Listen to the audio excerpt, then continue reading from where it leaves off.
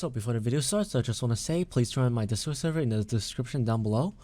So my server has a lot of giveaways going on, and right now I have a 5,000 KR lottery, and the winner will be selected as soon as the 50 participants. So please join the lottery and join the Discord server. So just follow these and you can get a chance to win 5,000 KR. Okay, so last time we made this. This is the Cinema 4D render, so this time this is going to be the part 2 of the tutorial. So what I'm going to do this time is add shadows, drop shadows, and maybe color corrections on to Krunker screenshot. So it is actually not that hard, so let me show you right now. So you can see, and now I'm going to open Krunker and take a screenshot. So I'm going to be choosing a map to host. I'm going to be hosting the new undergrowth. And I'm just gonna open that. I'm gonna host a new player. I'm gonna make the time infinite, set it to 0. So this time it is infinite. Make sure you go in spectate mode. And let me reset my settings just to show you how I take screenshots. So you can see you probably have like these as your like in-game settings. So this is what I do to take screenshots. So you can see how all the HUD, all those stuff. So what I do is I go to resolution, I drag it 1 point above 1.5. That's where all the edges will look good. I drag it to 2, so it is the clearest. At my aspect ratio, I have it to a native, so the picture doesn't look stretched.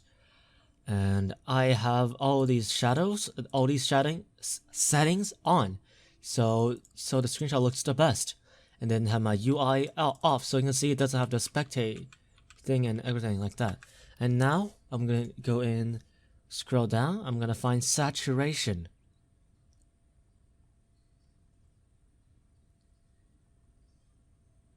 So before I change saturation, I like to change my field of view to 90. This is just what I do, you don't have to do that, but in my opinion that looks the best. Then in saturation right here, mine drag it to 1.8. So now this is how the game looks like. It looks very good. So now I'm going to take a screenshot. So after we configure settings, I decided to go to Citadel to show off the color correction that you can use on the character, because the undergrowth just doesn't have the color glow.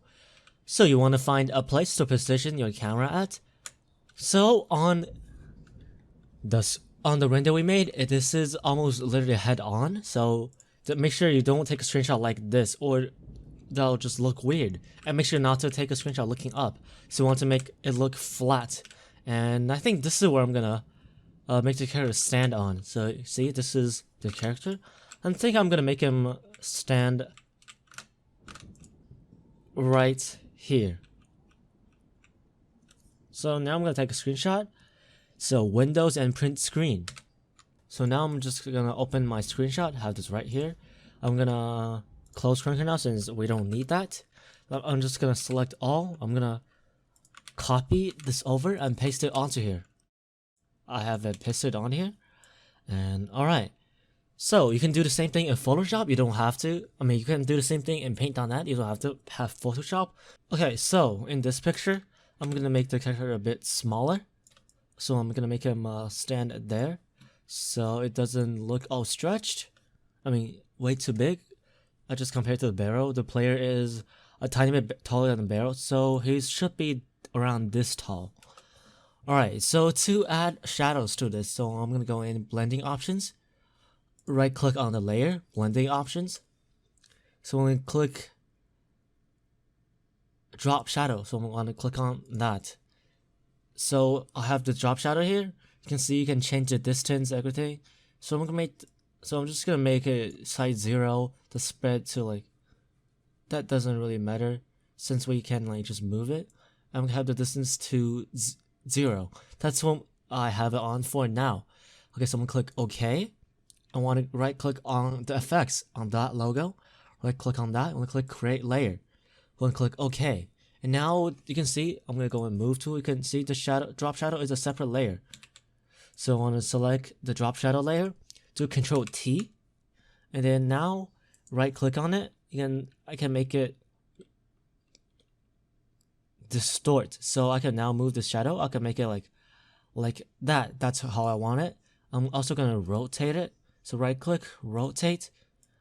I'm gonna rotate that a bit, and also gonna move that up. I'm using my keyboard right now to the arrow keys to move it pixels to move like pixels at a time, so it lines up. So I'm gonna make the shadow line up on the bottom of the feet. So alright, right there. And that's pretty much it. So I'm gonna crop this. I'm gonna crop this to that size. But you can see the shadow looks very, like, it doesn't look like it fit in. So what I do is I select the layer, I go to filter, I go to blur, I click on the Gaussian blur, or however you say that, I am not sure, and then I'll just blur by like around 5 or 4. So this time I'm just gonna match with other shadows, so you can see that's how it looks like. I'm click OK, and there. But you can see the lighting, it doesn't look right. The Citadel lighting is all green and stuff, but the character is the lighting on that is white. So what I do is right click on that, go to blending options, and you want to click color overlay. You can see this is now going to be any solid color. The default I think should be red. So blending mode, you want to click on multiply. So it is not a single color. So the Citadel lighting is about green. So let me pick a random color. So that is way too dark. So I'm going to drag it up until it looks about right. So this is where having multiply means the colors are multiplied. So if you have it on solid green, the whole image is going to look green. If you have it on white, it is going to be white. And you have it on black, and then it's going to be none. So the darker you have it, the darker the image is going to be. I'm like massively simplifying here, so you can mess around with setting. So Citadel is tinted green, like I said. So make it the lighting a tiny bit tinted green. So alright, that looks pretty good right here. So you can see, let me just take the color correction off, or the color overlay. So this is how it looks like. You see it looks way too bright and doesn't fit in. Now when you have it on, it takes a bit adjusting. It takes a bit of adjustment to get it just right. So yeah, it's that easy. Okay, so now there's some other cool things I want to show you. I want to merge out the layers. So Control E, that merges the layer down. But sometimes you can see it glitches out like this. So I'm gonna merge this layer with that layer first, and then merge it down. Alright, so now I merged it all into a single layer. So after merging layer, what you can do is click Control M, which what this does is brings up the color curve. So you can make the image brighter or darker. You can also add multiple points, so I'm gonna make it a bit brighter. I'm also gonna drag the lower part down so it has more contrast. And then drag the higher up. I don't know. I don't really know what I'm doing with the color curves. This is very hard to learn. So what I do is just mess around with it and then see which looks the best. So yeah, this looks pretty good. So yeah, that's it for the tutorial.